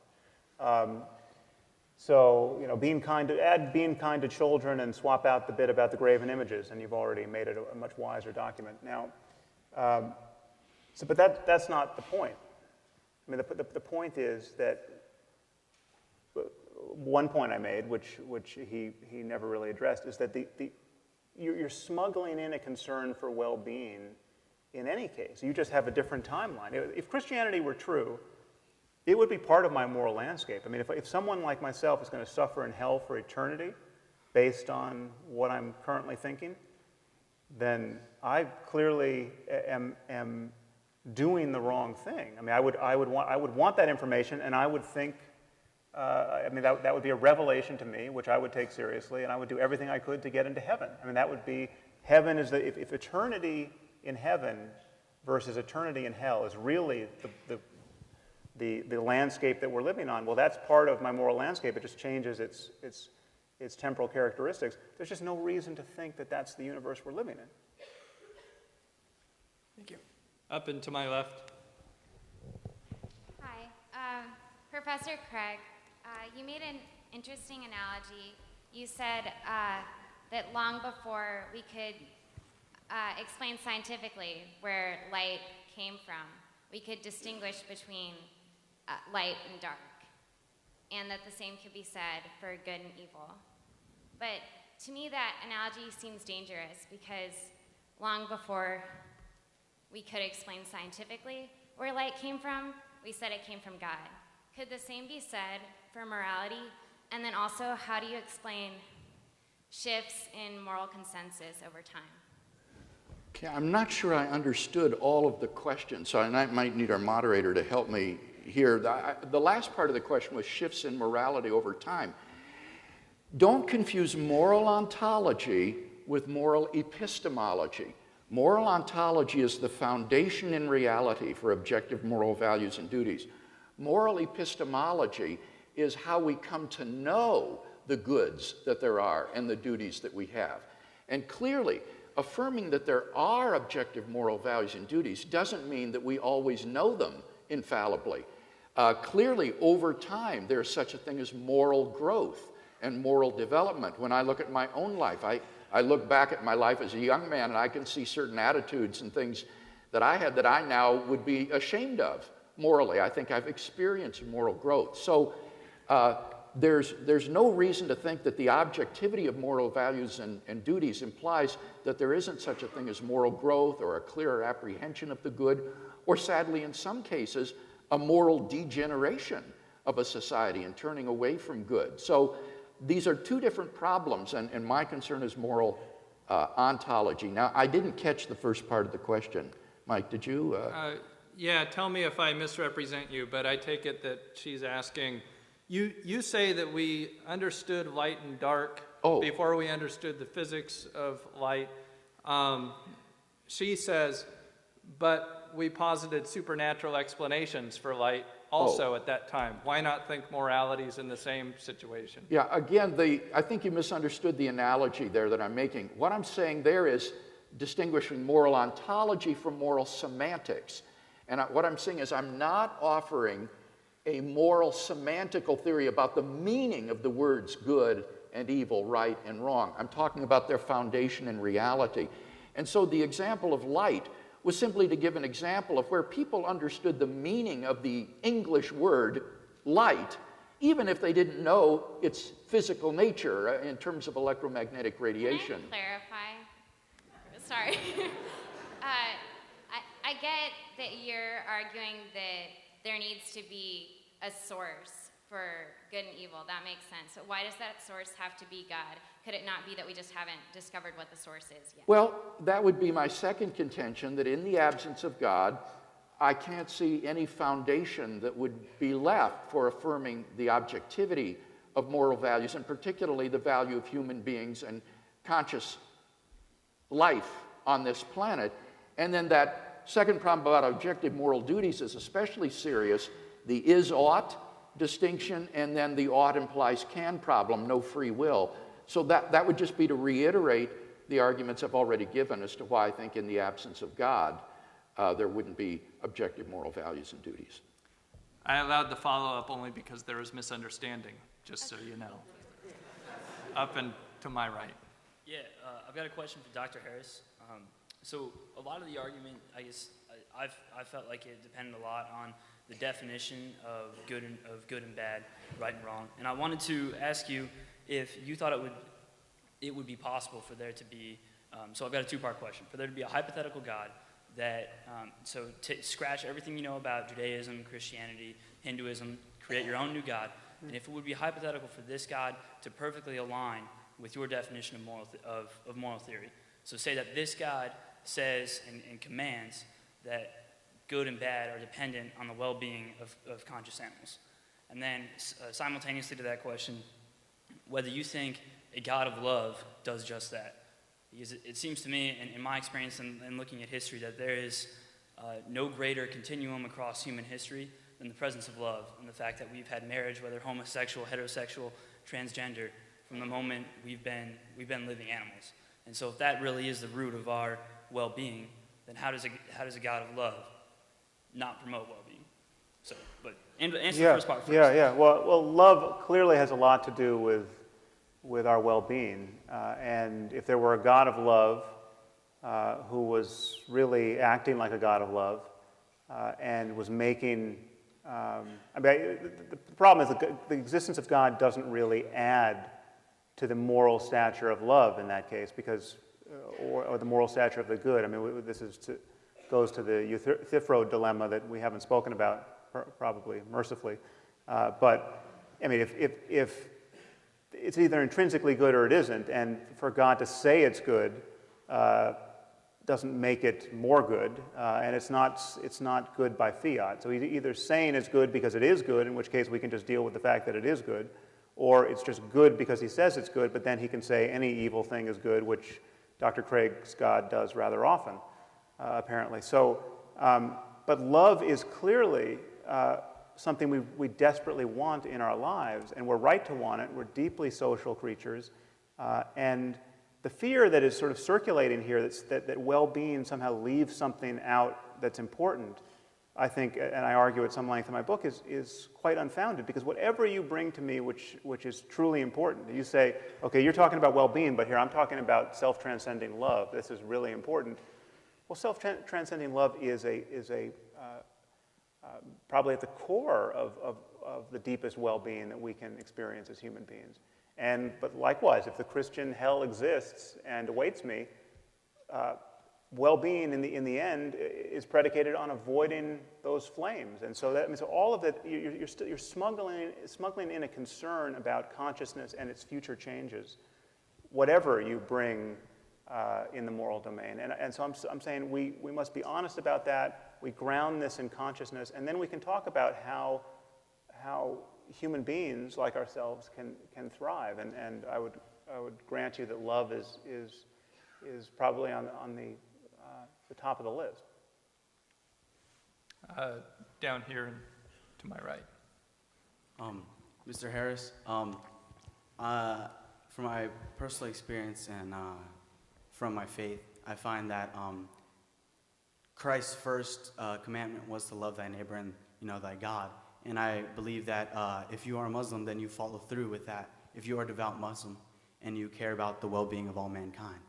And that's kind of in relation to my next question, which is like, how would a naturalist respond to amazing miracles by God, which, like, say, the miracle of the sun, which was witnessed by 30,000 to 100,000 people in Fatima, Portugal in 1917, as well as miracles of the Eucharist, in which the Eucharist actually starts to form veins and bleed, and where this blood is actually tested and is found to be AB positive from the left ventricle of the heart. And it's actually been researched under leading pathologists in New Zealand to actually be throbbing and living as it was in his laboratory for the 30 days. Okay.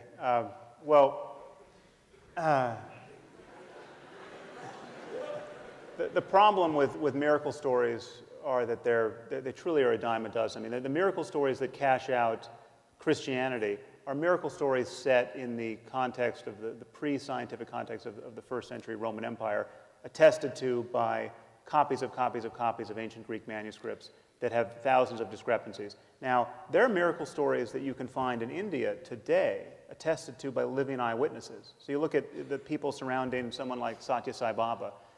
Thousands of Western-educated people go to India, spend time with Satya Sai Baba, and come away claiming that he's performed a variety of miracles. And in fact, if you add up all those stories, every miracle attributed to Jesus, including the resurrection of the dead, is attributed to Satya Sai Baba. I mean, and millions of people think he's a living God. These stories, from our point of view, don't even merit an hour on the Discovery Channel. Okay? And yet, 2.3 billion people think that the miracles of Jesus are worth organizing your life around. And that I think is an intellectually unsustainable disparity. Now, I'm not closed to the evidence of miracles, and it would be trivially easy for God to convince me of his existence or the powers of psychic powers of saints or whatever it is. I mean, if you can tell, I've got a 20-digit number written on a piece of paper in my I'm wallet. not God, sir. I'm sorry. Okay, but if you tell me what that number is, then we have a very interesting miracle on our hands. And I still I don't. can't let the follow-ups continue. Sorry. We have a whole bunch of people lined up. Yes, over here. Dr. Craig, I know you wanted to kind of stay away from the epistemological questions, but I need some advice. Because accepting an objective good, I guess, where do we go from that practically? Because something happened to me last night where, I mean, I've been a Christian, but last night God appeared to me and he told me that homosexual lovemaking was every bit as beautiful and loving and good as heterosexual procreative sex in the system of marriage. And he said, come and let everyone know that. I said, no, God, they won't believe me. They will not believe me. How do I? Where do we go from here practically with divine revelation? Do I leave my church and follow? Your feigned sincerity about this, isn't fooling anybody. It's not the topic of tonight's debate. I'm not even going to address a silly question like this. I didn't mean to offend you. I'm serious. Sorry, we aren't doing follow-ups with the question. I allowed the one up there because there was a misunderstanding, but the question has come out. It's received an answer. So this question is for Dr. Harris. Unfortunately, mine won't be as funny. Okay, so it seems to me that there's a distinction in your argument that I'd like you to discuss, which is the conceptual possibility of the most miserable world and its material possibility. So basically what I'm asking is whether you can cite any evidence to believe that this is not the world that is most miserable, or otherwise. So if you can't, let's assume this is the world with the material conditions for the most misery to exist. Then wouldn't it be moral to destroy it all, destroy all consciousness? So I'm just wondering, how would you distinguish that this is not the worst possible world? Well, it may be the only world with conscious life. I mean, I doubt that given the trillion-fold universe we're living in, but we don't have any evidence of life elsewhere, much less conscious life. But so your question cuts to the issue of, what if it's all about well-being? Well, why don't we just, kill all the unhappy people in their sleep tonight? Okay, wouldn't that raise sort of the aggregate level of well-being on Earth? And there are infinite number of thought experiments like that you can come up with that seem to push on this concern. Well, if it's just about suffering, well, you can just eradicate it painlessly for people, and you have increased the net well-being.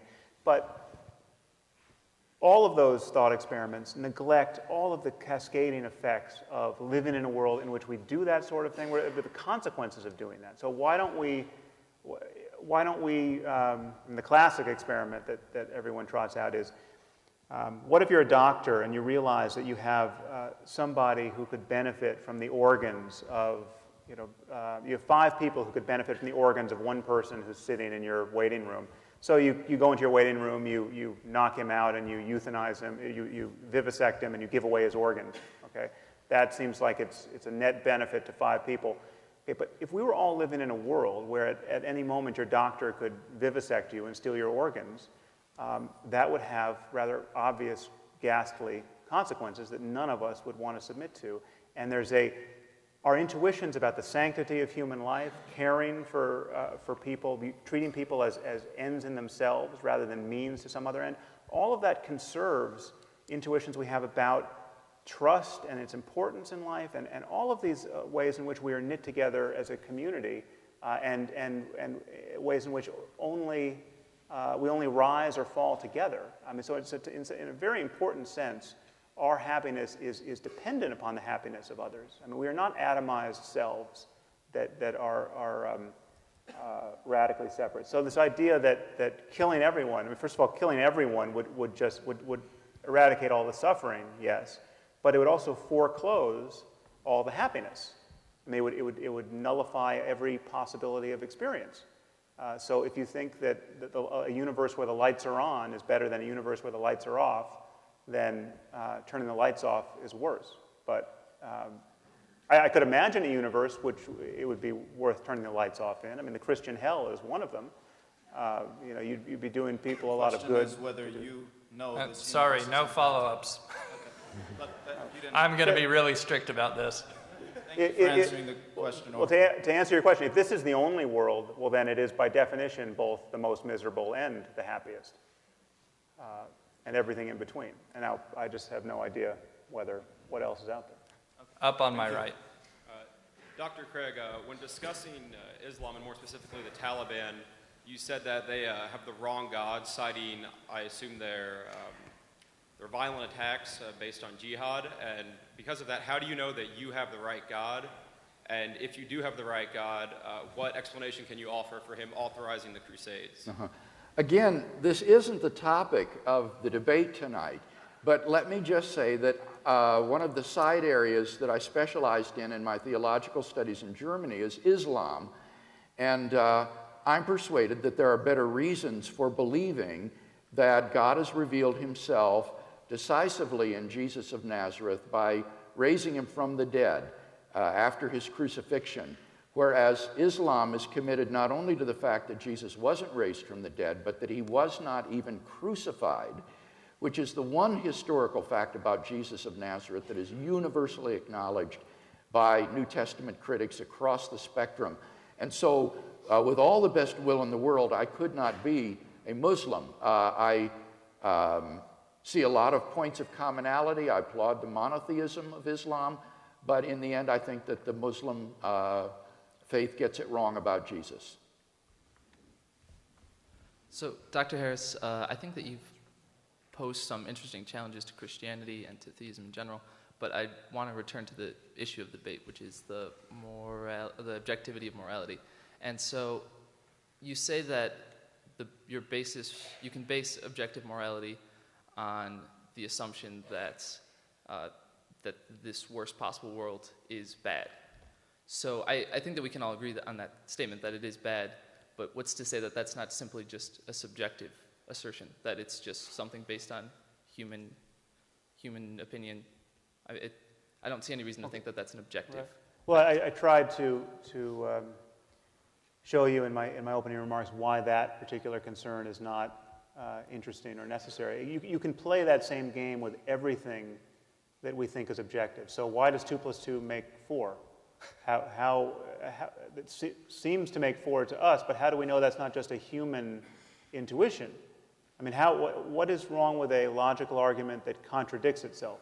Why is self-contradiction not a good way to argue? Well, it just doesn't seem to fly. Now, you could always try to get behind that as an epistemological skeptic or a logical skeptic and say, well, this is just how you monkeys are wired to think. And there are interesting ways in which science at its forefront does create some of that tension. There are ways in which our logical expectations begin to break down in physics, but we use other scientific intuitions, and in this case mathematical intuitions, to try to get behind them. You have to pick yourself up by your bootstraps somewhere. Okay? It's better than pulling yourself down by them. And so you have to every objective paradigm has to make a first move. It has to step into the light based on some axiomatic judgment that is not self-justifying. Gödel proved this in logic, and if this is true for arithmetic, it's true for things far more complicated than arithmetic. I'm saying that a recognition that this universe offers a spectrum of experience, on the one hand, truly intolerable, and on the other, sublimely wonderful, and that we all know that movement across this spectrum toward the sublime is better than movement toward the unendurable and pointless suffering. Now, that's, again, you might ask, well, what about suffering that actually turns out to be good in the end? What about the suffering of, the stress of learning to play a musical instrument or whatever? Again, that's not a counter. I mean, there are ways to climb. We might have to go down a little bit to go up to a higher place on this landscape, and that we can make sense of that kind of struggle. And so I'm not equating the good with mere pleasure in a way that Dr. Craig suggested. Okay, thank you. Yes, Dr. Craig, in your refutation of Mr. Harris, you rely very heavily on the distinction between is statements and ought statements, where you could take the entire collection of known is statements and never be able to logically derive an ought statement. So I have one question for you. Is the statement, God exists, an is statement or an ought statement? That's an is statement. So you can't derive any moral, objective duties from it? Not from that alone. Then you have unstated premises in your argument. Well, no, I stated them clearly. I said that they're based in God's commandments and that moral obligations and duties arise in response to imperatives issued by a competent authority. And so I would see that our moral duties are grounded in the imperatives issued by the good itself. Can I actually just add one piece there? Because I want to bring back this notion of psychopathy, because it now strikes me as even more relevant than I thought. So this idea that morality comes merely from the mere issuance of a competent authority. One of the features of psychopathy is an inability to distinguish true moral precepts that relate to the well-being of people and things that merely issue from a competent authority. So if you ask children sitting in a classroom, is it okay to drink a soda in class if the teacher gives you permission? Most of them will say yes. If you ask them, is it okay to punch your neighbor in the face if the teacher gives you permission? They immediately recognize the distinction between a moral infraction and a mere conventional rule. And this is very young children. But children at risk for psychopathy don't. Children at risk for psychopathy think that rules are just given by an authority. So if the teacher tells you can punch a child in the face, you can punch a child in the face. This is, again, I'm not accusing religious people in general of being psychopaths, but there's a psychopathic core to this moral worldview. This divine command theory that Dr. Craig is advocating suggests that if God only tells you to sacrifice your firstborn son, it is good to do it. That's where goodness comes from. And so you've got people waking up in trailer parks all over America suffering some form of mental illness that's destabilized them and made them vulnerable to this way of thinking. And there are people who kill their children thinking they're Abraham who just didn't get interrupted by an angel. And this is the kind of morality that you get out of a divine command theory that, again, offers no retort to the jihadist other than, sorry, Buster, you happen to have the wrong God. But that's exactly your retort, Sam, that 30 seconds that God has not issued such a command, and therefore you're not morally obligated to do it. No, if God did, he would be evil. I mean, so I can get behind that God. If God is issuing that command, he's an evil bastard. The problem is that you see on atheism, you don't have any basis for making that kind of moral judgment. I've tried to give you a basis. I'm sorry.